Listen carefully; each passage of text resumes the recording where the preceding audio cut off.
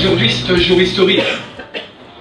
Après des centaines d'années où la faculté de médecine a été implantée dans le centre-ville de Montpellier, ayant enseigné aux plus grands médecins de l'humanité, Guy de Chauliac, Arnaud de Villeneuve, Rabelais, Michel de Notre-Dame et je vais passer sous silence toute une série de médecins qui ont encore leurs portraits, ceux du XVIe, du XVIIe, du XVIIIe et du XIXe siècle dans la salle des actes de l'ancienne faculté de médecine de Montpellier.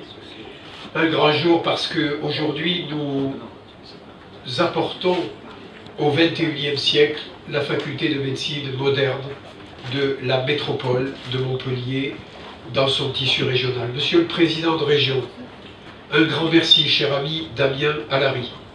Un grand merci à vous parce que vous avez porté ce projet à la suite de Christian Bourquin, que je salue, et bien sûr à la suite de Georges Frêche, qui a été l'initiateur de ce projet en partenariat avec l'ensemble des instances universitaires et avec l'État.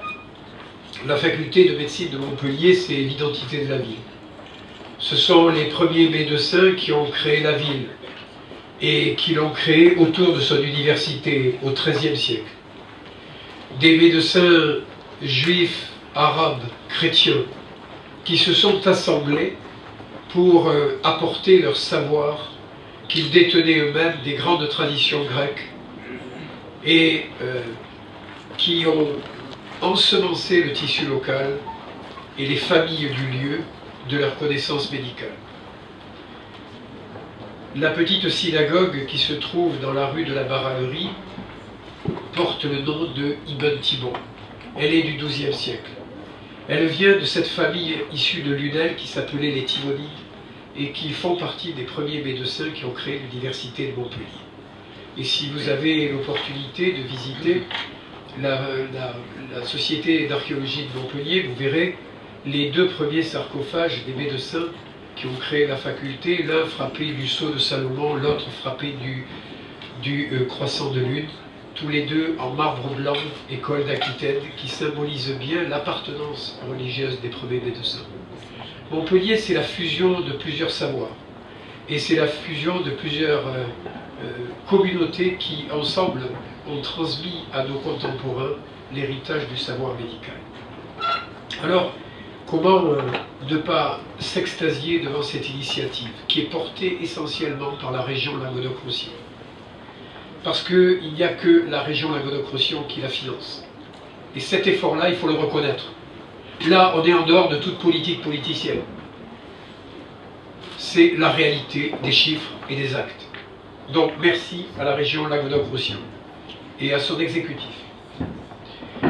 Si la métropole de Montpellier a choisi de positionner la santé comme l'un de ses 6 piliers d'organisation et de développement économique, c'est que nous avons voulu organiser autour de la santé et autour de cette identité montpelliéraine la future métropole et son grand territoire.